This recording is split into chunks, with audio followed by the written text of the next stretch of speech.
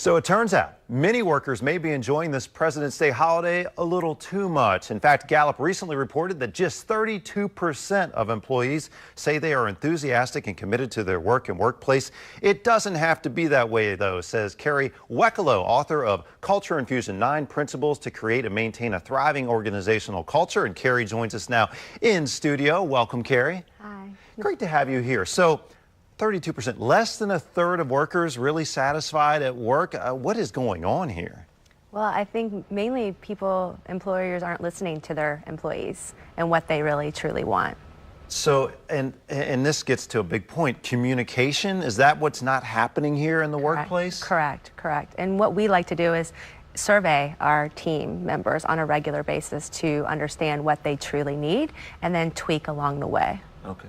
So for people out there watching it, and maybe they're not the boss of the whole business, Right. but leadership at different levels at work, maybe you just have a few people underneath you, but what should people at different levels of leadership be doing to, I guess, help enhance that enthusiasm, help their workers? What would you say? I think a lot of it, again, goes back to the communication and then also truly listening to what your employees are saying. And then if you have challenges, handling them in the moment versus letting them fester. And a lot of times we find that that's what is the biggest problem in organizations is, letting things go under the rug versus handling them in the moment.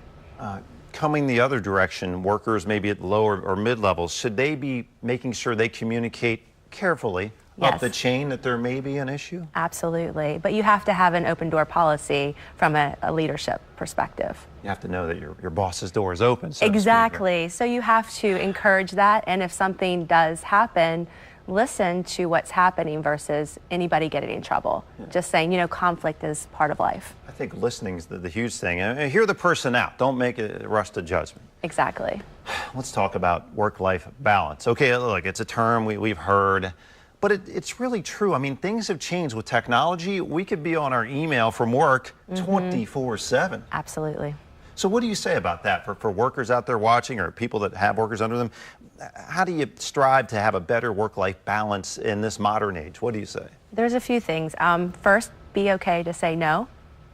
So setting boundaries for yourself. So like for me personally, I work a lot from home. So saying I'm not taking any phone calls after 9 p.m. I know that sounds crazy, but that's a boundary that is my boundary. After 9 p.m., it's going to be the next morning. Exactly. Yep.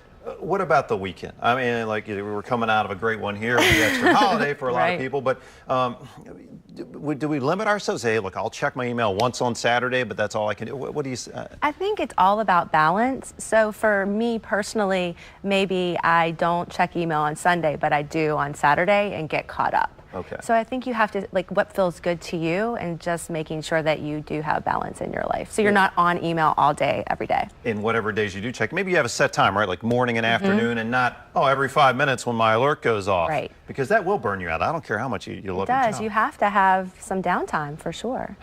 Last thought here, and this kind of goes to I guess, all levels, but just focusing on people. Right, whether it's going up the chain or down the chain, we're all human beings, so that's critical, right? Any more thoughts on that, or any last thoughts on just how we can focus a little better on the person that we're working with? Right, understanding that one size doesn't fit all. So truly understanding each person that works on your team and what makes them tick. What are they good at? Okay. Well, Kerry, some fantastic information, much more in your book, we know that. And also at your website, Actualize Consulting, correct? People can find out much more there. Kerry, thank you so much for being in here. Thank you. Happy President's Day to you. I appreciate it. Thank you. We are back with more Midday Maryland right after this. Stay tuned.